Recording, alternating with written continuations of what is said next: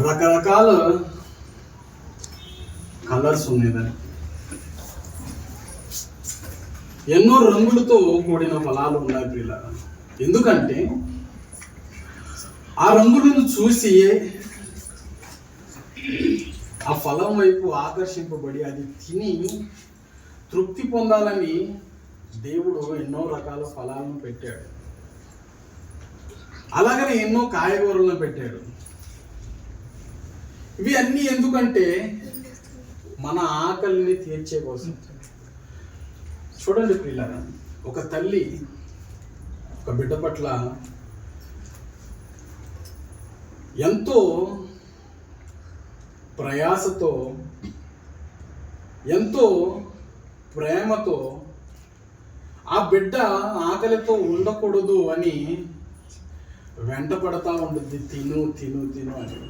చిన్న పాపలైతే వారు వేడిస్తే వెంటనే తెలుసుకుంటారు.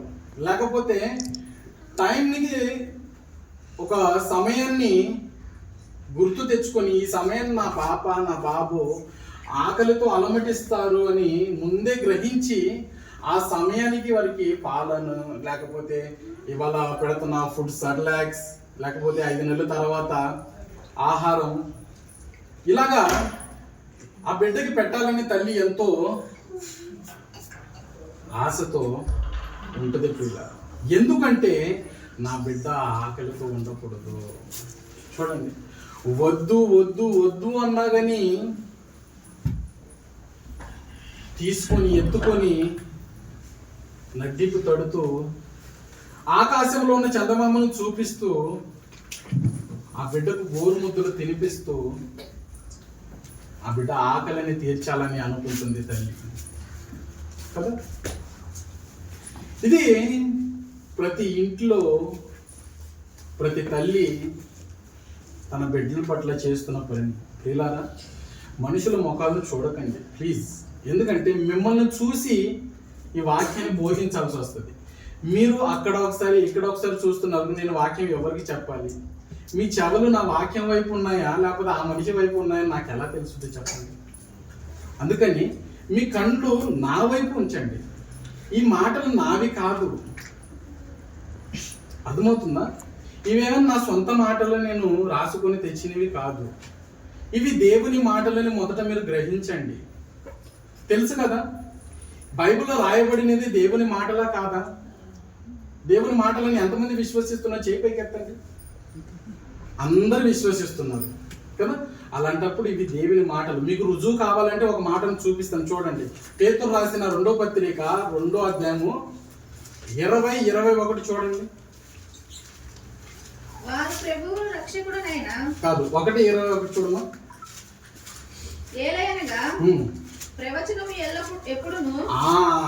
బాగా వినండి, ఆ మాట వినండి, ఆ మాట వినండి.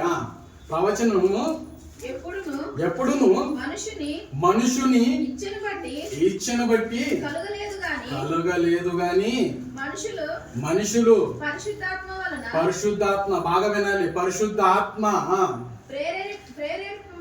ప్రేరేపింపబడిన వారై దేవుని మూలముగా, చూడండి, దేవుని మూలముగా పలికిరి. అంటే ఈ ప్రతి మాట ఎవరి మాట అంటే దేవుని మాట. దేవుని మాటలే ప్రవక్తలు పలుకుతారు. అంటే దేవుని సేవకుడు పలుకుతాడు. తన సొంత మాటలు చెప్పేదానికి అవకాశం లేదు. అందుకని మీరు గ్రహించండి ప్లీజ్. ఎందుకంటే ఈ మాటలే మనల్ని పరలోకానికి తీసుకొని వెళ్ళగలుగుతాయి. ఈ మాటలే మనకు దేవుని బాధను తెలియచేయగలుగుతాయి. ఈ మాటలే దేవుని మనసును తెలియచేయగలుగుతాయి. అర్థమైంది? చూడండి, లోకములో మీకు గుర్తొచ్చేదానికి, మీకు అర్థమయ్యేదానికి కొన్ని విషయాలు చెప్తాను. లోకంలో 3 గంటల సేపు సినిమా ఉంటుంది. ఎప్పుడైనా ఒక్క కన్నైనా కదుపుతారా? ఎందుకు కదపరు? ఎందుకు చెవును అటు ఇటు తిప్పరు? ఏంటి విషయం ఉంటుంది చెప్పండి. ఒక సీన్ మిస్ అయిపోతుందో, ఒక సౌండ్ మిస్ అయిపోతుందో అని చెప్పి ఎంత జాగ్రత్తగా లోకంలో ఉన్న సినిమాని ఆ 3 గంటల సేపు కూర్చొని అంత ఆసక్తితో చూస్తున్నారు మనుషులు. దానికంటే అది అసలు చెత్త, వేస్ట్. కానీ అది చూడడం ద్వారా మనకి ఏమి లాభం రాదు, ఏ ప్రయోజనము లేదు. కానీ ఈ మాటలు మనకు చాలా ప్రయోజనం. అర్థమైందా? నా ఒక్కనికే కాదు, నేను చెప్పి వెళ్ళిపోతాను, కానీ వినిన మీ దగ్గర దేవుడు లెక్కను అడుగుతాడు. యోహానన్న వచ్చినప్పుడు ఒక మాట చెప్పాడు, గుర్తున్నదా మీకు? నేను చెప్పిన మాటలు మీరు కానీ వినకపోతే ఒకరోజు చనిపోయి దేవుడి దగ్గర నిలబడినప్పుడు ఏమి సాక్ష్యం చెప్తాయి తెలుసా? ఎవరు సాక్ష్యం చెప్తారు తెలుసా? ఈ గోడలు మాట్లాడతాయి. ఎవరన్నారు? ఈ గోడలు మాట్లాడతాయంట. అర్థమైందా? వింటున్నది, చూస్తున్నది దేవుని దూతలు ఇవి. ప్రతి వస్తువు మిమ్మల్ని గమనిస్తున్నది. ఏంటిది? దేవుని కొరకు ఆసక్తితో వింటున్నారా? దేవుని పనిని చేస్తున్నారా? దేవుని కొరకు బ్రతుకుతున్నారనే సృష్టి మిగుల ఆశతో చూస్తున్నది. అర్థమైందా? అందుకని ప్లీజ్ దయచేసి ఈ దేవుని మాట అందుకని బాగా వినండి. ఎందుకంటే ఇలా సరికొత్త విషయాన్ని మీకు తెలియచేయాలనుకుంటానంటే, దేవుని ఆకలి తీర్చేది ఎవరు, అసలు దేవుని ఆకలి అంటే ఏంటిది మీకు తెలియజేస్తాను ఇవాళ. అర్థమైందా? చూడండి ప్రియులారా. అయితే ఆ తల్లి ఎంతో ఆసక్తితో ఆ బిడ్డకు ఆహారాన్ని పెట్టాలి, ఎంతో ప్రేమతో నా బిడ్డ కడుపు నిండాలి అని నిండుగా పెడతా ఉంటుంది. వద్దు అన్నా కానీ అయినా తెచ్చిన ఆహారాన్ని కరెక్ట్గా ఆ క్వాంటిటీలో పెడతానే ఉంటుంది. ఎందుకంటే నేను చూశాను, చిన్ని అంత ఆ చిన్న వాటిలో తీసుకుంటుంది, అది మొత్తం తినే వరకు దగ్గర గంట పట్టుద్ది. ఆ మొత్తం ప్రయత్నం చేస్తుంది. ఎందుకంటే నా బిడ్డ ఆకలితో ఉండకూడదు.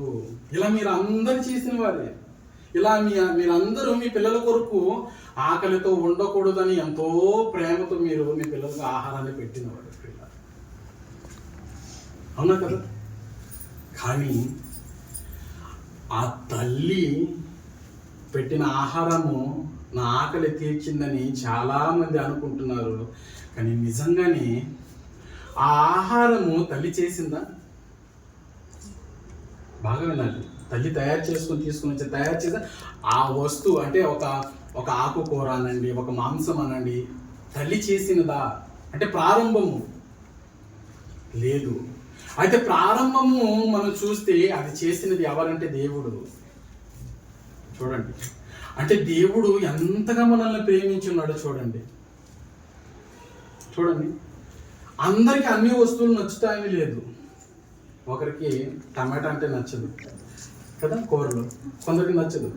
కొందరికి ఆనియన్ అంటే అస్సలు నచ్చదు, అసలు తినాలని అనుకోరు.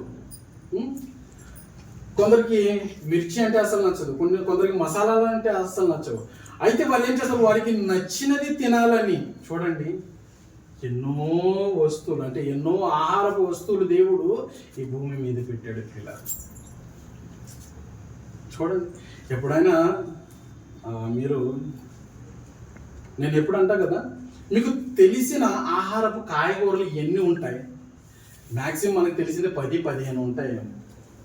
ఆకుకూరలు కానీ అంతే 10-15 తెలిసి ఉంటాయి. కానీ లక్షల్లో ఉన్నాయి. పండ్లు కానీ లక్షల్లో ఉన్నాయి. చూడండి, డ్రాగన్ ఫ్రూట్ అని ఇప్పుడు చాలామందికి తెలుసు. ఒక 10 సంవత్సరాల ముందు మీకు తెలుసా? నేను కానీ చెన్నైలో ఉన్నప్పుడే చూశాను ఆ ఫ్రూట్ని. అంటే మనకు తెలియని ఆ ఫలాలు ఎన్నో ఉన్నవి. అవి ఎందుకు పెట్టాడంటే నా పిల్లలు ఆకలితో అలమటించకూడదు. ఒకటి నచ్చకపోతే వేరే ఒకటి తీసుకొని తిని ఆకలిని తీర్చుకోవాలి అని చెప్పి దేవుడు ఎంతో ప్రేమతో ఈ సృష్టిలో ప్రతి ఆహారాన్ని పెట్టాడు. ప్రియులారా, చూడండి దేవుడు మన పట్ల ఎంత ఆలోచిస్తున్నాడో, ఎంత ప్రేమిస్తున్నాడో చూడండి.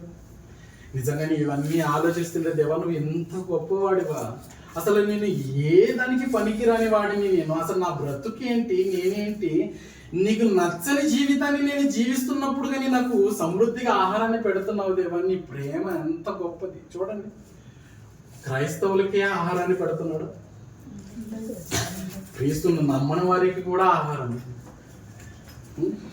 ప్రతిదీ అందరికీ సమానంగానే. అది తండ్రి మనసు. ప్రియ అదే కదా, ఒక కుటుంబంలో నలుగురు పిల్లలు ఉంటే ఆ తల్లి నలుగురిని సమానంగానే చూస్తుంది. ఒకరిని ఎక్కువ ఒకరిని తక్కువ చూడదు. అలా చూస్తే అది తల్లే కాదు. అర్థమవుతుందా? అలాగనే మన దేవుడు ఎంత మంచివాడు చూడండి. అందరికీ సమానంగా ఆహారాన్ని పంచిపెట్టి ఉన్నాడు. అందరికీ సమానంగా. తన పిల్లలు తిని తృప్తి పడాలి, ఆరోగ్యంగా ఉండాలి, సంతోషంగా ఉండాలి, ఆకలితో బాధపడకూడదు అని ఎన్నో ఆహారపు వస్తువులు భూమిలో పెట్టాడు పిల్లలు. చూడండి ఆ మాట. కానీ ఆదికాండం 9:2-3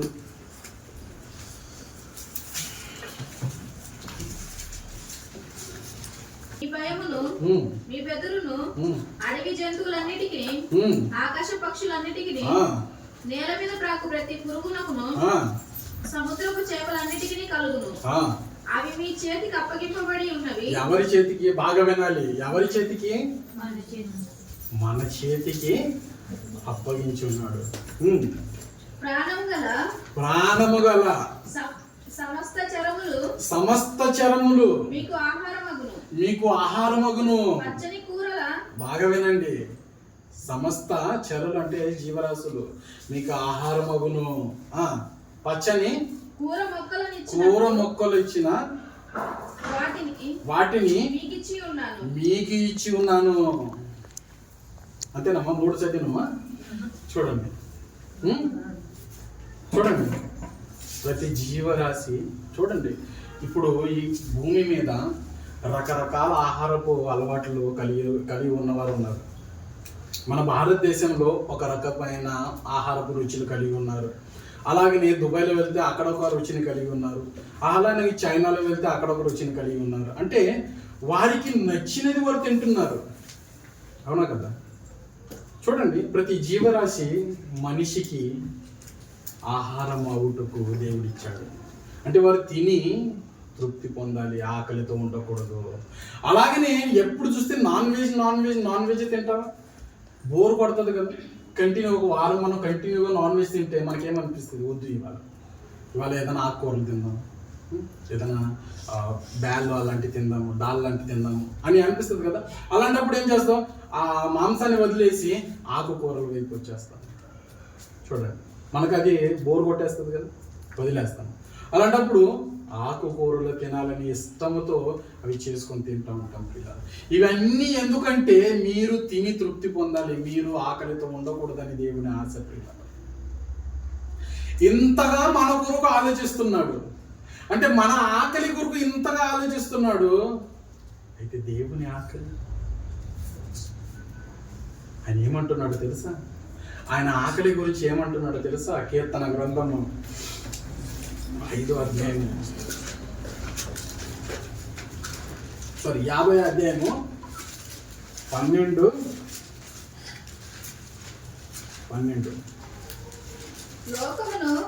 లోకమును దాని పరిపూర్ణతయు నావే.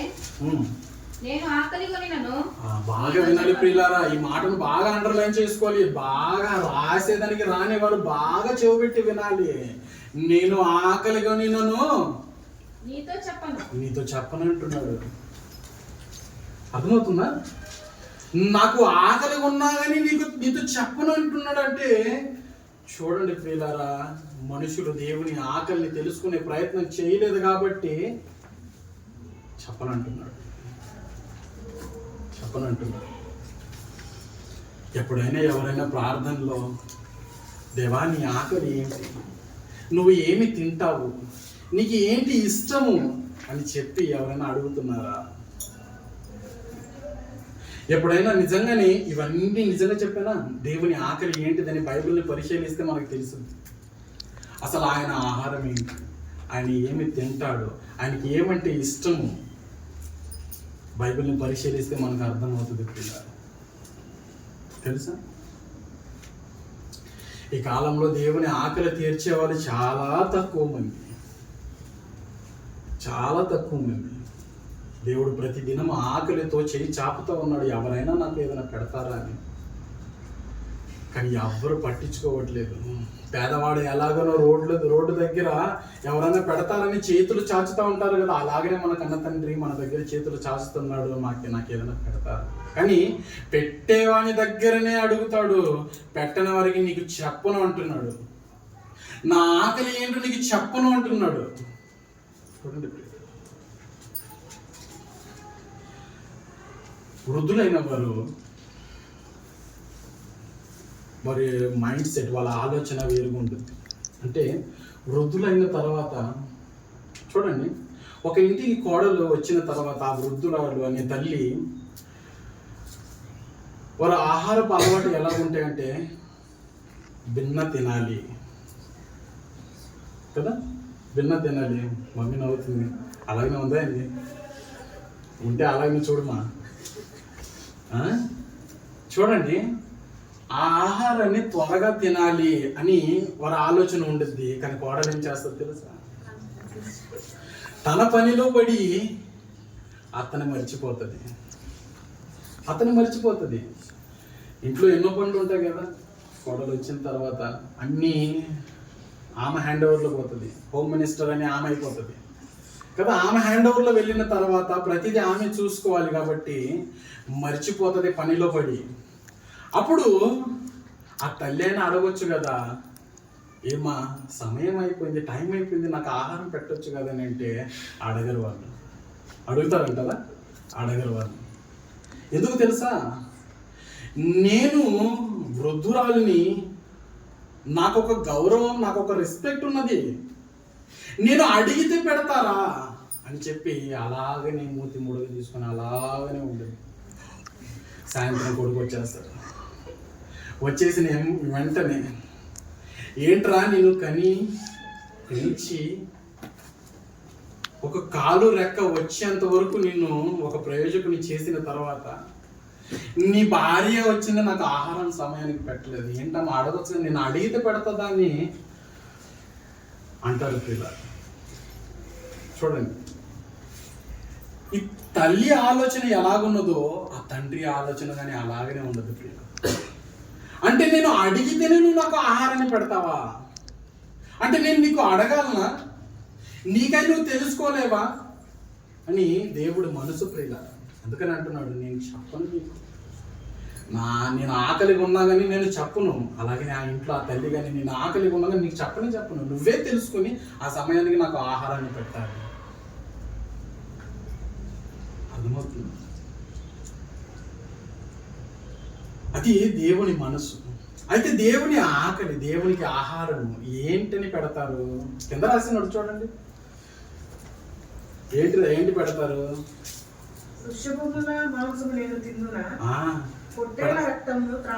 పెడతారా? ఆయన తింటానంటున్నాడా? ఇదేగా చేస్తున్నది మనుషులు. ఒక కోడిని తీసుకుని వెళ్ళి బలి ఇస్తున్నారు. పాతకాలం ఇశ్రాయేలులో అదే చేశారు. కానీ అవన్నీ దేవుడు తిన్నాడా? నిజంగా మా గురువు గారు సంతోష్ అన్నాన్ని కడప అనుకుంటా, ఆయన కడప డెప్యూటీ డైరెక్టర్. ఆయన సికింద్రాబాద్ వచ్చినప్పుడు ఒక సందర్భం జరిగింది. రైల్వే స్టేషన్ దిగి బయటకు వచ్చినప్పుడు మార్నింగ్ టిఫిన్ చేయాలని ఒక బండి దగ్గరికి వెళ్ళాడు. అయితే అక్కడ చూశాడు, చిన్న దోశలు వేస్తున్నారు. దోశలు ఆర్డర్ చేసిన తర్వాత చిన్న దోశలు వేస్తున్నారు.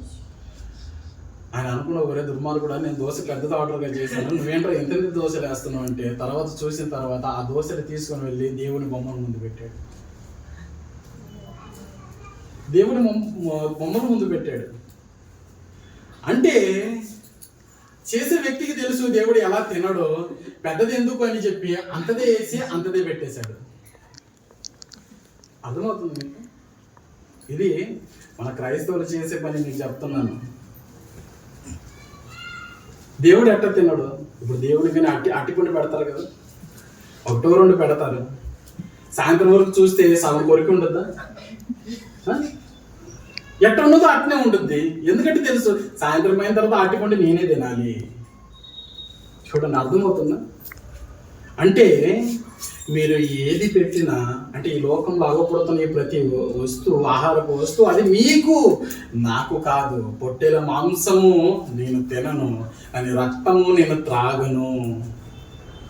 ఒకసారి చదవండి మాట. వృషభముల మాంసము నేను తిందునా, పొట్టేల రక్తము నేను త్రాగుదునా. అంటే ఇవి దేవునికి వద్దంట.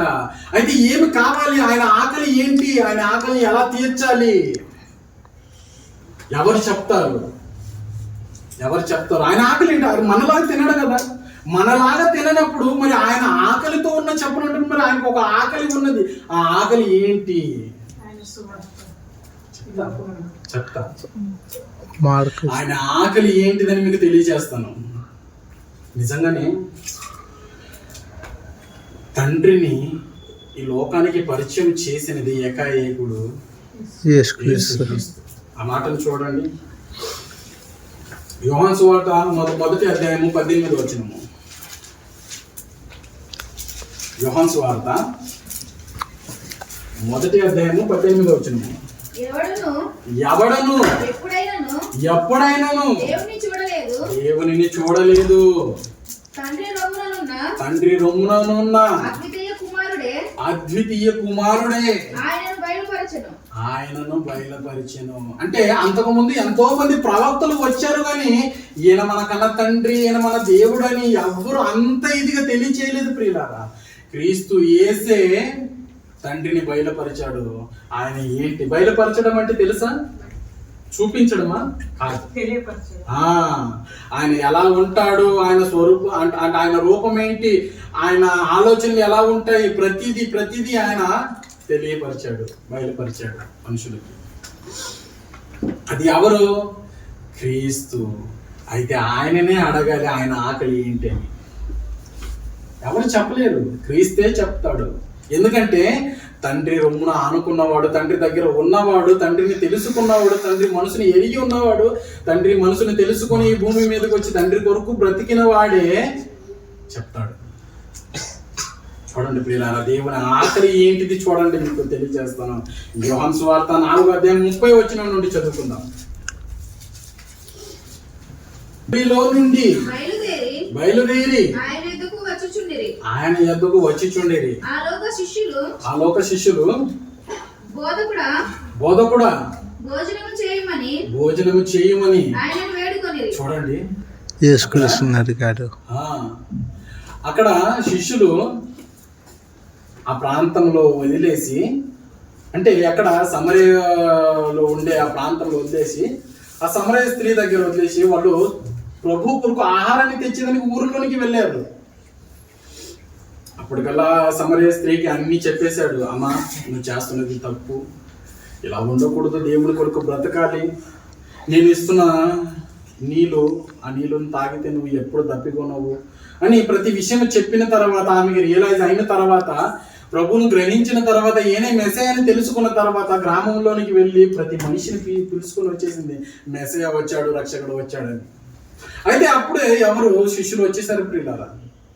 శిష్యులు వచ్చేసి బోధకుడా భోజనము చెయ్యి అని వేడుకుంటున్నారు, అంటే భక్తి మిలాడుతున్నారు. చూడండి, అప్పుడే మధ్యాహ్నం టైం, అంటే ఆకలితో ఉన్నాడు కాబట్టే వాళ్ళ ఆహారం కోసం ఊర్లోనికి వెళ్ళారు.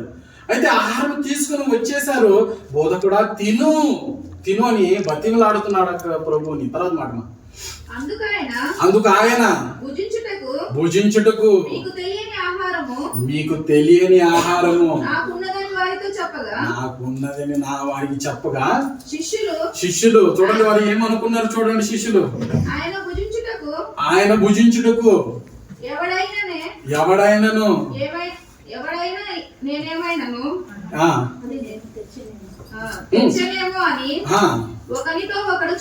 అంటే అక్కడ శిష్యులు ఏం మాట్లాడుకుంటున్నారంటే, ఎవరో ఒకరు వచ్చి ఉంటారు, బిర్యానీ పొట్లం ఇచ్చింటారు, కొంచెం తిని కూర్చొని ఉండుంటాడు అని ఆలోచిస్తున్నారు వాళ్ళు.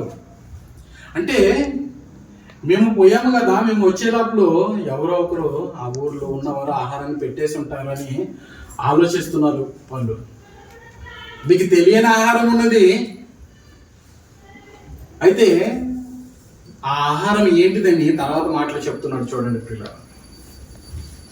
యేసు వారిని చూచి నన్ను పంపిన వాని చిత్తము నెరవేర్చుటయే ఆయన పని తుదముట్టించుటే నాకు ఆహారమై ఉన్నది. అర్థమైందా? అంటే అక్కడ ఏమంటున్నాడు ఆయన అంటే, తండ్రి పని చేయడమే ఆహారము.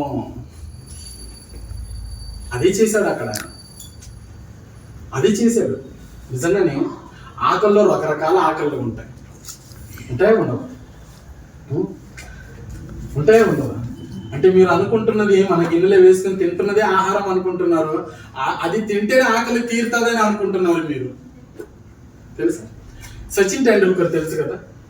సచిన్ టెండూల్కర్ బాగా క్రికెట్ ప్లేయర్, మాస్టర్ బ్లాస్టర్ అని మంచి పేరు పొందినవాడు. అయితే ఆయన ఒక మాట అన్నాడు, నాకు ఇంకా పరుగు దాహం తీరలేదు అన్నాడు. అంటే మనము ఒక గ్లాసులో నీళ్ళు తీసుకుని తాగే దాహం మనకి తెలుసు, పరుగు దాహం ఏంటి అంటే ఆ క్రికెట్లో నేను పరిగెత్తి విజయాన్ని సాధించి వరల్డ్ రికార్డులో నేను నిలబడాలి, ఆ దాహం నాకు ఇంకా తీరలేదు అన్నాడు ఒకప్పుడు. అర్థమైందా? దాహం వేరు. అలాగనే ఒక తల్లి తన కుమారుని 10 సంవత్సరాల తర్వాత, చూడండి చాలా మంది పిల్లలు విదేశానికి వెళుతూ ఉంటారు, రాలేక వాళ్ళకి వీసా ఇవ్వక, పాస్పోర్ట్లు వాళ్ళ హ్యాండ్ ఓవర్ చేయక చాలా సంవత్సరాలు అక్కడనే ఉండి ఒక 10-15 సంవత్సరాల తర్వాత వచ్చిన తర్వాత ఆ తల్లి ఏమంటారు తెలుసా?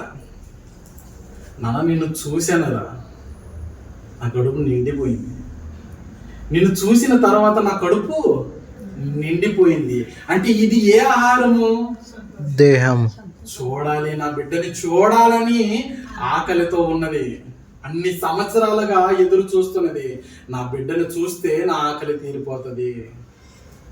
నాకు ఇంకా ఏమో నిజంగా ఆ సంతోషంలో నిజంగానే మనం భుజిస్తున్న ఆహారాన్ని పట్టించుకోరు. అంటే ఆమె ఆకలి తీరిందంటే ఇప్పుడు బాగా అదే మాట దేవుని దగ్గర తీసుకొని వెళ్ళి చూడండి. దేవుడు ఏమంటున్నాడంటే నా పని చేయుటే, క్రీస్తు ఏమంటే నా పని చేయుటే, తండ్రి పని చేయుటే ఆహారమై ఉన్నదంట. అర్థమవుతుందా?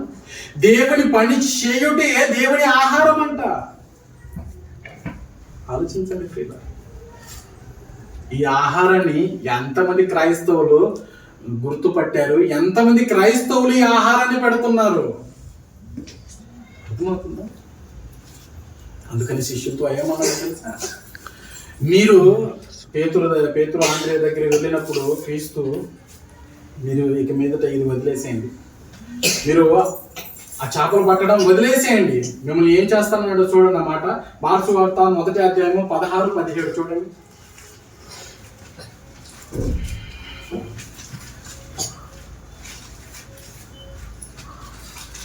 మార్క్స్ వార్త 1వ అధ్యాయము 16-17.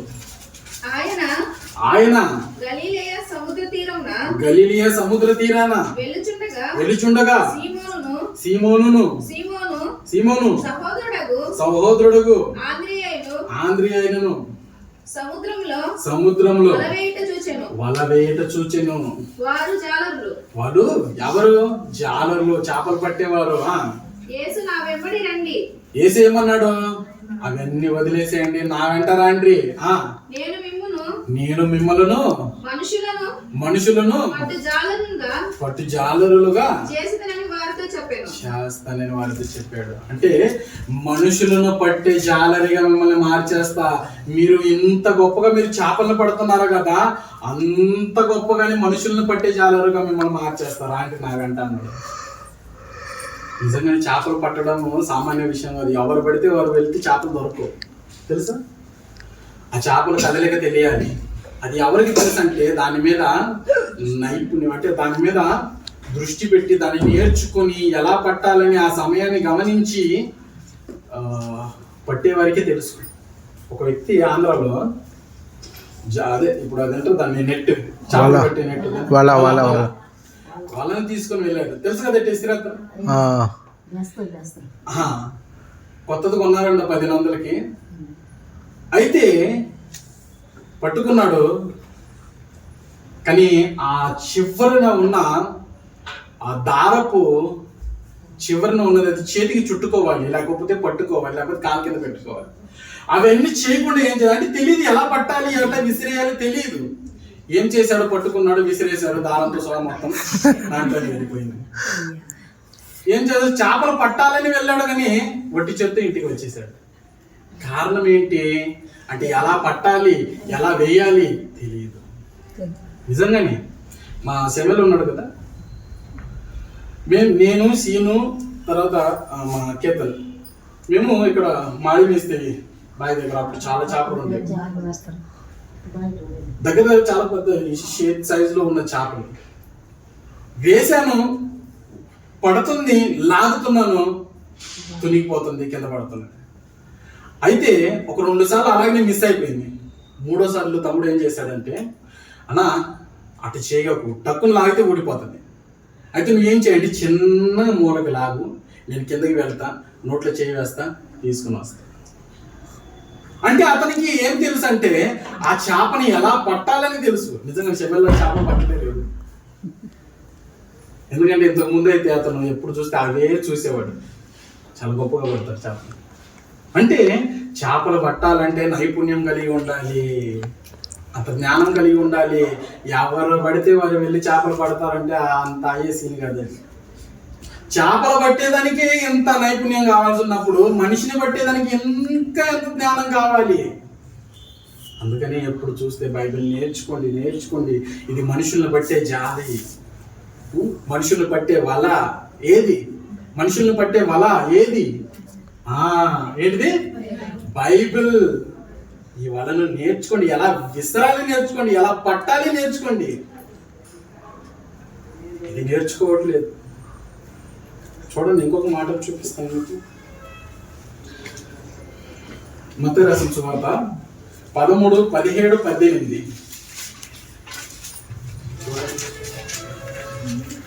పరలోకం తేనెని పోలి ఉన్నది చూడండి. అనేక ప్రాప్తులను 13 మత్తయి సువార్త 13, 17. అనేక ప్రాప్తులు అదేనా? చదవండి.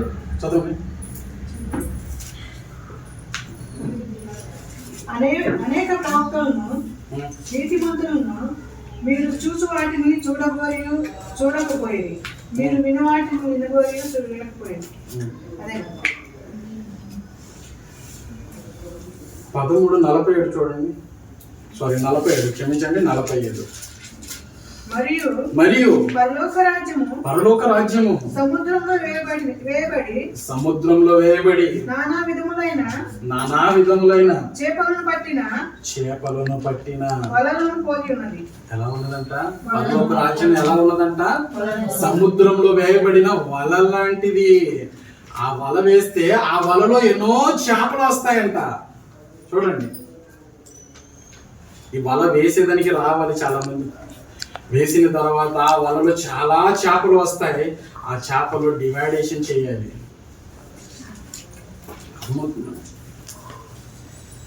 చూడండి, దేవుని మాటలు ఎంత అద్భుతంగా ఉన్నాయి. ఇవి ఆలోచించాలి. ఉన్నది ఉన్నట్టు తీసుకుంటే అర్థం కావట్లేదు. అంత గొప్ప దేవుని మాటలు, దేవుని మనసు అది. దేవుని ఆకలి అంటే ఎక్కడో దాగి ఉన్నది. అవి వెతుకలాడాలి కదా.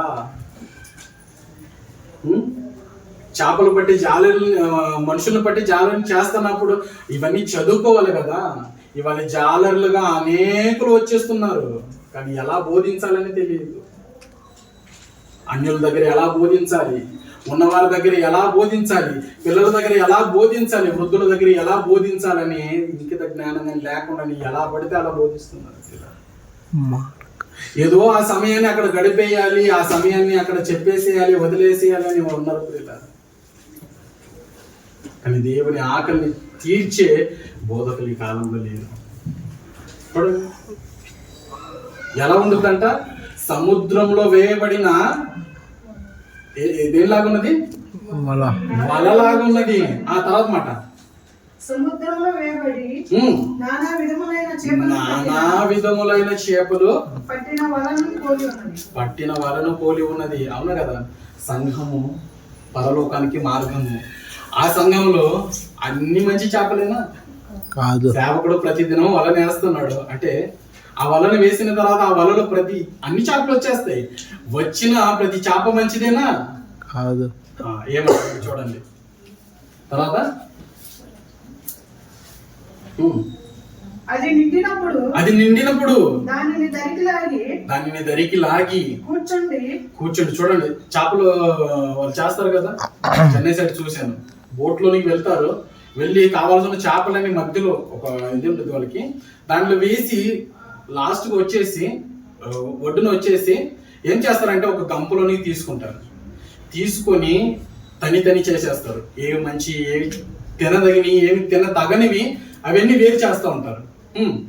మంచి వాటిని గంపలను చేర్చి చెడ్డ వాటిని బయట పారవేస్తారు. పనికి రాని వారిని ఆరవేస్తారు. అర్థమైందా? అలాగే ఈ సంఘంలో కానీ సేవకుడు ప్రతి చోట ఏం చేయాలంటే ఆ వలను వేయాలి.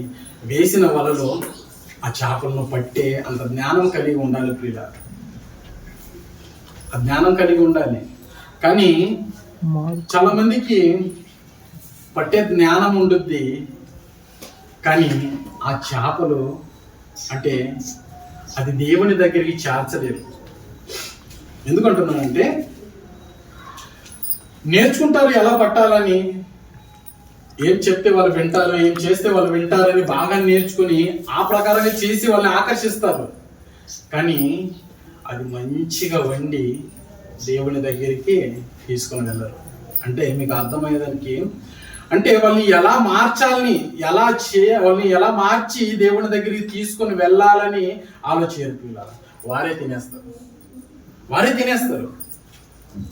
అలా ఉన్నారో లేదా సేవకులు? కాదు, ఉన్నారు ప్రియుల. లేకపోతే నేను ఎందుకంట? ఉన్నవారి లిస్ట్ అయితే నా దగ్గర చాలా పెద్ద లిస్ట్ ఉంది. ఎందుకంటే ఒక బుక్ నిండి ఉన్నది నా దగ్గర, రాసుకొని ఉన్నాను. ఎందుకంటే ఫ్యూచర్లో నాకు అవసరం వస్తాయి. ఎప్పుడన్నా నేను బోధించినప్పుడు ఏంటయ్యా నువ్వు అబద్ధం చెప్తున్నావా నిజమా అని ప్రూఫ్తో సహా, వాళ్ళ పేర్లతో సహా, వాళ్ళు చేసిన పనులతో సహా ఉన్నాయి. అర్థమైందా? అంటే అవి మంచిగా దేవుడి దగ్గర చేర్చట్లేదు, వీరే మింగేస్తున్నారు. ఎందుకు బట్టి అంటే వారి కొరకే అంటే వారి దగ్గర దశం బాగానే దండుకోవాలి, వారి దగ్గర కానుకలు దండుకోవాలి, వారి దగ్గర పనిని దండుకోవాలి. అన్నీ ఇంతకు ముందు అయితే పంటలో మొదటిది తీసుకొని రావాలి. కోడి గుడ్డు పెట్టినా కానీ తొలి గుడ్డు తీసుకొని రావాలి. అవునా కదా? తొలి గుడ్డు అంటే తోలుగుడ్డు కదా, అదే కదా, తోలుగుడ్డు కదా, స్టార్టింగ్ కదా. చూడండి, అంటే ఆ గుడ్డుని తీసుకుని రావాలి. ఎవరి దగ్గర? పేరు ఎవరికి? దేవునికి. ఎలా పండగని పడతారు కదా, పుంజులు తీసుకుని వస్తారు తెలుసా, గింజలు. అవును, బియ్యము గింజలు ఇవన్నీ చూసినాను నేను. పుంజు ఎలా కూడా వాడతారు. ఎంత? దేవుడు ఎలా తీసుకోడు, అందుకని చెప్పి ఏమంటాడు, దేవునికి రూపాయ, తర్వాత 10 రూపాయలు, 5 రూపాయలు, 10 రూపాయలు, 15 రూపాయలు, చివరికి 100 రూపాయలు దాకా పోయిన తర్వాత ఇది నాదేం తీసుకొని పోతాడు పాస్టర్. ఇదేంటి జరుగుతున్నది అంటే దేవుని దగ్గరికి వెళ్ళటం లేదా, అవన్నీ దేవుని ఆకలి ఏంటిదని తెలియదు వాళ్ళకి. వీళ్ళ కొరకే వీళ్ళు ఆలోచిస్తున్నారు. వీళ్ళ కడుపు నిండితే చాలు. చాలా మంది ప్రసంగాలు కానీ ఎలా చేస్తారు తెలుసా? నాన్ వెజ్ ఉంటే 20 నిమిషాల ప్రసంగం ఉంది. నిజం, నేను అబద్ధం చెప్పట్లేదు, నిజం. నాన్ వెజ్ ఉంటే 20 నిమిషాలే, దాటదు, అట్టిటుగా దాటదు. టైమింగ్ పెట్టుకొని ఉంటారు. అదే ఏదైనా ఆకుకూరలు, ఏదో పప్పు అన్నం ఉంటే 1-2 గంటలు వెళ్ళిపోతారు. అవునంటారా కాదంటారా? ఇప్పుడు చూడలేదా? చూసారు కదా? మన ఆంధ్ర వాళ్ళమే కదా, చూడండి. అంటే ఇవి జరుగుతున్నాయి. ఎందుకంటే వాళ్ళ కడుపులు నింపుకోవాలి అంటే, దేవుని ఆకలిని తెలుసుకున్నారంటే లేదు, వాళ్ళు మింగేస్తున్నారు. ప్రతిదీ వాళ్ళు మింగేస్తున్నారు. సంఘంలో వచ్చిన ప్రతి విశ్వాసం వాళ్ళు మింగేస్తున్నారు. మీకు కొంగబాబు కథ తెలుసా? మీకు చెప్పిన గుర్తా మీకు? చూడండి, ఈ మాటను చూపించి మీకు అది చెప్తాను. యెషయా 9:16. నాయకులు అంటే ఎవరు? నాయకులు అంటే సంఘానికి నాయకులు ఎవరు? సేవకులే, వారే కదా నాయకులు. పాస్టర్ గారు నాయకులు. వారు వారిని వెంబడించు వారు వారి చేత మింగివేయబడు. ఎవరి చేత మింగివేయబడతారంట? పాస్టర్ చేత మింగివేయబడతారంట. ఇప్పుడు ఆ కొంగబాబు కథను కొంచెం జ్ఞాపకం తెచ్చుకోండి. తెలుసా? ఎంతమందికి తెలుసు చెప్పండి, నేను ఒకసారి మరలా రిమైండ్ చేస్తాను. సరే, లేదు, చేప కొంగ. చెప్తాను మీనండి. ఒక పొలంలో కొన్ని చేపలు ఉంటాయి. ఆ చేపల్ని ఎలా తినేయాలి అని ఆ కొంగ ఆలోచిస్తుంది. ఆలోచించి ఏం చేస్తుందంటే ఒంటికాలతో జపం చేస్తుందంట. 2 రోజులు 3 రోజులు చూస్తే ఆ చేపలో ఉన్న నాయకుడు ఒకడు ముందుకు వెళ్ళి, కొంగబావ ఏమైంది, నువ్వు ఒంటికాలతో జపం చేస్తున్నావు అడిగినప్పుడు ఆ కొంగ ఏం చెప్తుందంటే, ఒక జాలరిని చూశాను, అతను వచ్చి ఇప్పుడు ఏమన్నారు దాన్ని, నెట్టిని ఏమంటారు, వల వేసి మిమ్మల్ని అందరినీ పట్టేయాలని ఒక ప్లాన్ వేస్తున్నదని నేను విన్నాను, అందుకని మీ గురించి ఆలోచిస్తున్నాను ఒంటికాలతో అన్నాడు. అయితే కొంగబావ ఏం చేయాలి, ఇప్పుడు మా పరిస్థితి ఏంటి? అయితే కొంగబావ అంటున్నా, బామ్మది నువ్వేం దిగులు పడగాకు, నాకు వేరే ఒక చోట తెలుసు, అక్కడ విస్తారంగా నీళ్ళు ఉన్నాయి. అయితే మీరు ఉన్న ఒక్కొక్కరిని తీసుకొని వెళ్ళి నేను అక్కడ చేరుస్తాను. అమ్మయ్యా, అప్పుడేమనుకుంటుందంటే ఆ చేపలు, నువ్వే మా దేవుడు, నువ్వే మాకు సర్వస్వము. అర్థమవుతుందా? ఇప్పుడు అదే పరిస్థితి. బాగా అక్కడ పాస్టర్ను ఉంచుకోండి, చేపలు అన్నాక అక్కడ విశ్వాసం ఉంచుకొని బాగా గ్రహించండి. నువ్వే నా దేవుడు అన్నప్పుడు నమ్మి ఒక్కొక్క చేపని అక్కడి నుంచి తీసుకొని కొండ అవతలకు వెళ్ళి మింగేసి మరలా వచ్చి చేర్చావంటే చేర్చానని మరలా ఇంకొక చేపని తీసుకొని అలా మొత్తం చేపని మింగేసి అలా జరుగుతున్నది పిల్ల. ఇప్పుడు ఆ మాటను చదవని మరలా ఎంత బాగుంటుంది చూడండి. ఈ జనులు నాయకులు త్రోవ తప్పించువారు. త్రోవ అంటే ఏ మార్గంలో, క్రీస్తు మార్గంలో నడవాలి, క్రీస్తు మార్గంలో ఇరుకులు ఇబ్బంది అన్ని ఉంటాయి, అవి అన్ని చెప్పకుండా దారి తప్పించేసి నాకు దశభాగాన్ని ఇవ్వండి, నాకు కానుకనివ్వండి, నా ఇంటి పనిని చెయ్యండి, నాకు సంస్థ చెయ్యండి, నాకు అది తండి ఇది తండి అన్ని చెప్పి ద్రోవ తప్పించి వారిని వెంబడించువారు వారి చేతని మింగివేయబడతారు. అంటే పరలోకానికి వెళ్ళవలసిన వారు పాతాళాలను వెళ్ళిపోతారు. ఎవరి చేత అంటే బోధకుడి చేత, నాయకుడి చేత. అలా ఉన్నది ప్రియులారా పరిస్థితి. దేవుని ఆకలి తెలుసుకుని దేవుని ఆకలి తీర్చే వాళ్ళు ఎవరంటే క్రీస్తు తర్వాత అపోస్తులులే. అపోస్తుల బోధలో ఉన్న వారే దేవుని ఆకలిని తీరుస్తున్నాడు ప్రియులారా. తెలుసు అంటా కదా, సంఘం అనేది దేవుని పనివారు తయారయ్యే ఒక ఫ్యాక్టరీ లాంటిది. ఈ సంఘంలో వచ్చిన తర్వాత దేవుని పని చేసేవారు తయారు కావాలి. కారణాలు చెప్పకూడదు. నాకు సమయం లేదు, నా వల్ల అవ్వట్లేదు, నాకు అదేది ఇదేది మాత్రం ఖచ్చితంగా చెప్పకూడదు. దేవుని పని అన్నాక మొదట ఉండాలి. దేవుని తర్వాతనే కదా ఏదైనా కానీ. ఎప్పుడు నేర్చుకుంటావు? నేర్పించేవాడే సరి లేకపోతే నేర్చుకునేవారు సరిగా ఉంటారా? అందుకని మనం అన్ని రోజులు అక్కడ అలాగే ఉండిపోయాము. ఇప్పుడు పిల్లలు లేచి మొన్న దివ్య అయితే నన్ను అడిగింది, మామ నేను కానీ చెప్పాలనుకుంటున్నాను, వీళ్ళందరూ చెప్తున్నారు కదా, నాకు చెప్పాలని ఉన్నది, నేను చెప్తాను. ఎందులో వచ్చేవారు మీరు? అర్థమవుతుంది. ఇది ఎందును బట్టి? దేవుని మనసుని ఎరిగితే, దేవుని ఆకలిని ఎరిగితే, దేవుని ఆకలి తీర్చాలని ఒక భారం కలిగితేనే ఇవన్నీ జరుగుతాయి. మార్కు సువార్త 16:15. మార్కు సువార్త 16:15. మీరు సర్వలోకానికి వెళ్ళి సర్వ సృష్టికి సువార్త. అదే దేవుని ఆకలి. అదే ఎవరు చేయాలి? పిల్లలే కదా, అంటే మనమే కదా. ఓన్లీ సేవకుడే చేయాలి నా ఇవన్నీ లేదు ప్రియులారా. మీ అందరి మీద దేవుని ఆకలి బాధ్యత ఉన్నది. మీరందరూ దేవుని ఆకలిని తీర్చాలి. మీరందరూ దేవుని ఆకలిని తీర్చాలి. అక్కడ దేవుడు ప్రభువైన యేసుక్రీస్తు సమరయైన స్త్రీని మార్చినప్పుడు దేవుడు నిజంగానే ఆకలితో, ఎందుకంటే నా బిడ్డ ఇన్ని రోజులు లోకంలో పాపంలో కొట్టుమిట్టాడుతా వ్యభిచారంతో బ్రతుకుతూ ఉన్నది, కానీ నా కుమారుడు ఆ మాటను చెప్పి మార్చి నా దగ్గరికి తీసుకొని వచ్చాడు. ఆ ఆకలి తీరిపోయింది. ఎందుకంటే ఒకరోజు ఈ శరీరాన్ని వదిలిపెట్టిన తర్వాత నా కుమార్తె నా దగ్గరకు వస్తుంది, నేను చూస్తాను, నా ఆకలి తీరిపోతుంది. సంతోషం. వారు మారారు కదా, నాకు ఆకలి తీరిపోయింది. ఇలా మన ఖాతాలో ఎంతమంది ఉన్నారు? చాలా మంది.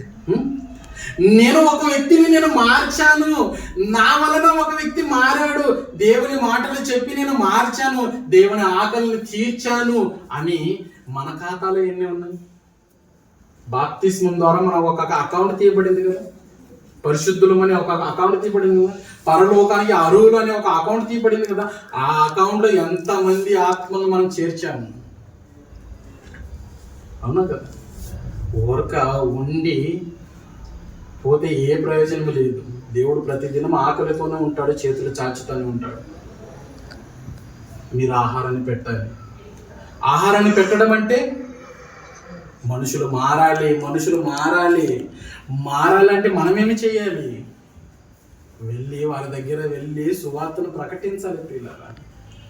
వారికి దేవుని మాటను తెలియచేయాలి ప్రియులారా. తెలియచేసినప్పుడే కదా వాళ్ళు మారితే దేవుని దగ్గరకు వస్తారు. దేవుడు మనం చూసి ఆకలి తీరిందని ఒక మాట పలుకుతాడు. ఒకసారి మరలా ఆ మాటను జ్ఞాపకం చేసుకుందాం. యోహాను సువార్త 4:34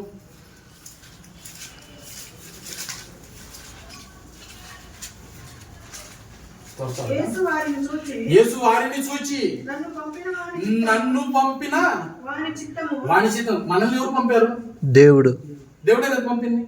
ఇప్పుడు ఆయన లాగానే మన మీదగానే పనులు ఉన్నాయి కదా, మన మీదగానే ఆయన చిత్తం ఉన్నది కదా. నన్ను పంపిన వాని చిత్తమే నెరవేర్చుట అంటే పూర్తి చేయుట అంటే కరెక్ట్ గా చేసి ఆయన పనిని చివరి వరకు తీసుకుని వెళ్ళడమే నాకు ఆహారమై ఉన్నది. క్రీస్తు ఎవరు? దేవుడే కదా. అంటే దేవుని పని చేయుటయే ఆహారమై ఉన్నది. దేవుని పని దేవునికి ఆహారమై ఉన్నది. అంటే మనుషులు మారితేనే దేవునికి అది ఆహారం ప్రియులారా. చూడండి, మనము నిజంగానే చాలా బాధ తెలుసా నాకు. నేను మీకే చెప్తా ఉన్నాను, నాకు చాలా బాధ.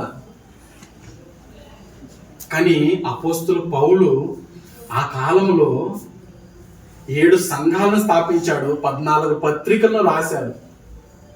ఆయన దేవునికి ఎవరిని అర్పణ ఇచ్చాడు చూద్దామా. అర్పణ అంటే బలిచ్చాడని కాదు ప్రియులారా.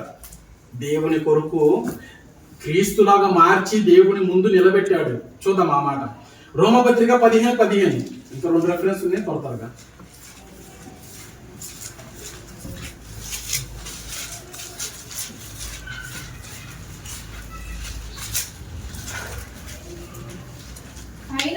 అయినను అన్యజనులు అను అర్పణ పరిశుద్ధాత్మ వలన పరిశుద్ధపరచబడి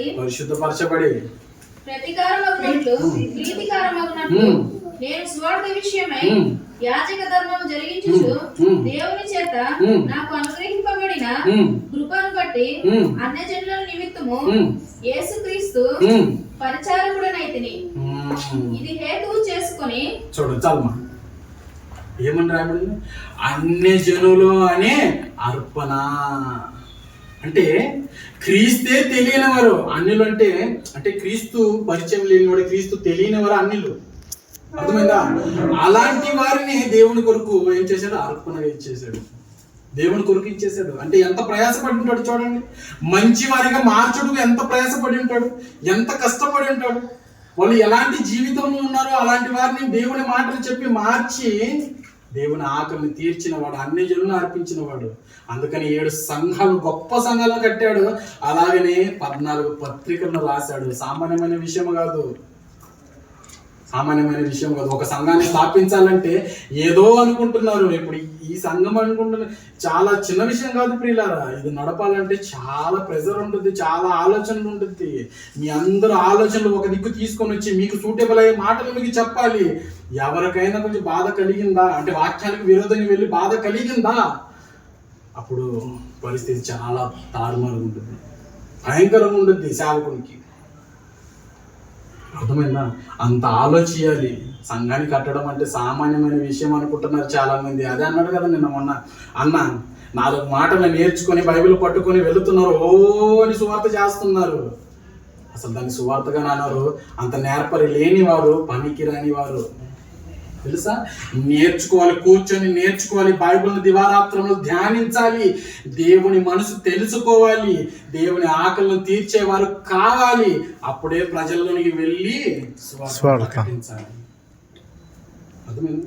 మన క్రీస్తు చేసిన ఆ అర్పణ చూడండి, తానే అర్పణ అయ్యాడంట. చూడండి, ఎఫెసీ రాసిన పత్రిక 5:2.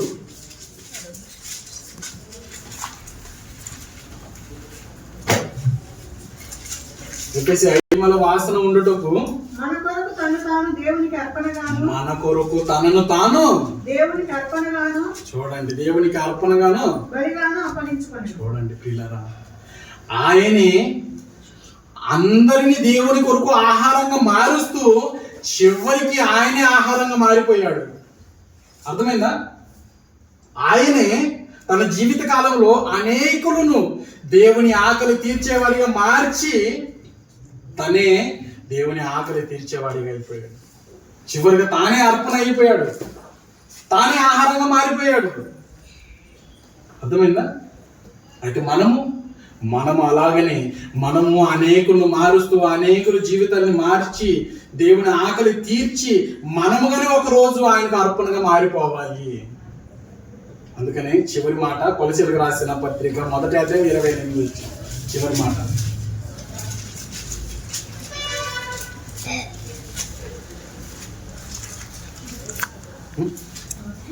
చదవండి. 28 1వ అధ్యాయం 28 కొలసీలకు రాసిన పత్రిక. ప్రతి మనిషిని క్రీస్తునందు సంపూర్ణంగా చేసి ఆయన ఎదుట నిలవగట్టవలనని సమస్త విధములైన జ్ఞానముతో మేము ప్రతి మనుషునికి బుద్ధి చెప్పుచు ప్రతి మనుషునికి బోధించుచు ఆయనను ప్రకటిస్తున్నాము. అంటే క్రీస్తులో పరిపూర్ణులుగా మార్చి దేవుని దగ్గర నిలబెట్టాలంట. ఇప్పుడు మన అందరి మీద బాధ్యత ఉన్నది. ఇది నాది కాదు అని మాత్రం అన్నారా? ఖచ్చితంగా దేవుని దగ్గర నిలబడి సమాధానం చెప్పాలి. ఇది నేను చేయలేదంటావా?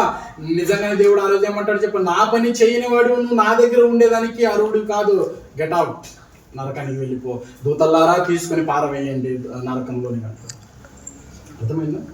అందుకని మనం నేర్చుకోవాలి, ప్రతి మనిషి నేర్చుకోవాలి. స్త్రీ సంఘంలో బోధించాలి, పురుషుడు సంఘంలో బోధించాలి, దేవుని పని గొప్పగా జరగాలి.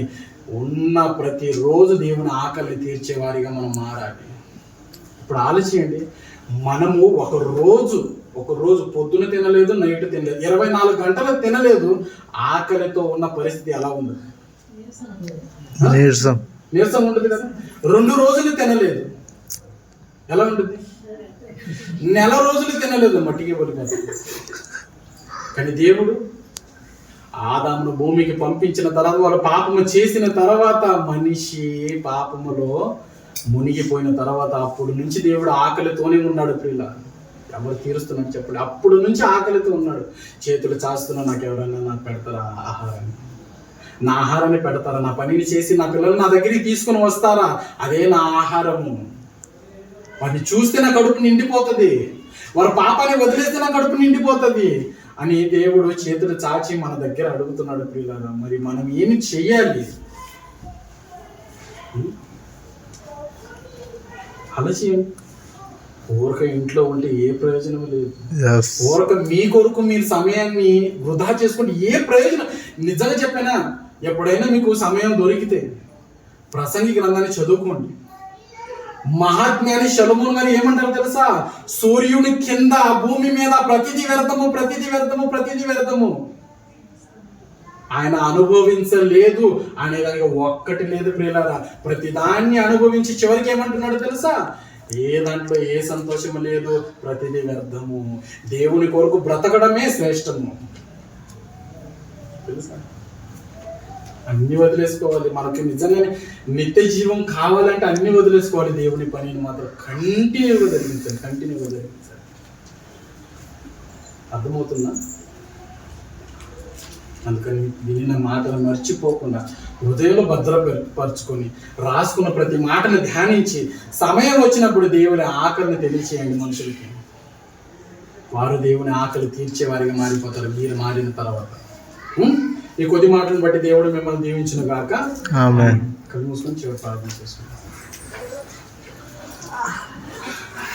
పరలోకంలో ఉన్న గొప్ప తండ్రి నాయన, మీ ఆకలి తీర్చేవారు ఎవరు అంటే మీరు ఇచ్చిన ఈ గ్రంథాన్ని చదువుకొని మీ మనసును తెలుసుకున్న వారు మేమే తండ్రి. మేమే మీ ఆకలిని తీర్చాలి తండ్రి. మా మీదే ఆ ఆహారపు భారం మా మీద పెట్టారు. ఆ ఆహారాన్ని మేము మీ దగ్గరికి తీసుకొని రావాలి అంటే ప్రతి ఆత్మను మీ దగ్గరికి తీసుకొని రావాలి. వారు మారాలి. అలాంటి మాటలు మేము బోధించాలి. అలాంటి మహాజ్ఞానాన్ని ఇప్పుడు మాకు నేర్పించినందుకు మీకు కృతజ్ఞతాస్తుతులు చెల్లిస్తున్నాను దేవా. ఎంతో ప్రేమించి ఈ గొప్ప సంగతులు మాకు తెలియజేస్తున్నందుకు దేవా మనసారా మిమ్మల్ని స్తుతిస్తున్నాను. ఆయన కుడి వచ్చిన మీ పిల్లలందరినీ పేరు పేరున జ్ఞాపకం చేసుకొని వారి సంబంధమైన ఆశీర్వాదంతో నింపి మంచి ఆరోగ్యాన్ని ఇచ్చి బలంగా మీ సేవలో వాడుకోండి తండ్రి. ఆయన ఇక్కడ ఉన్నవారు ఒక్కరు కానీ వృధా పోకుండా మీ కొరకు జీవించి మీ నామానికి ఘనత తెచ్చి మీ ఆకలిని తీర్చేవారిగా మార్చింది. క్రీస్తు పేరట ఇచ్చి ప్రార్థన చేస్తున్నాను తండ్రి. ఆమేన్.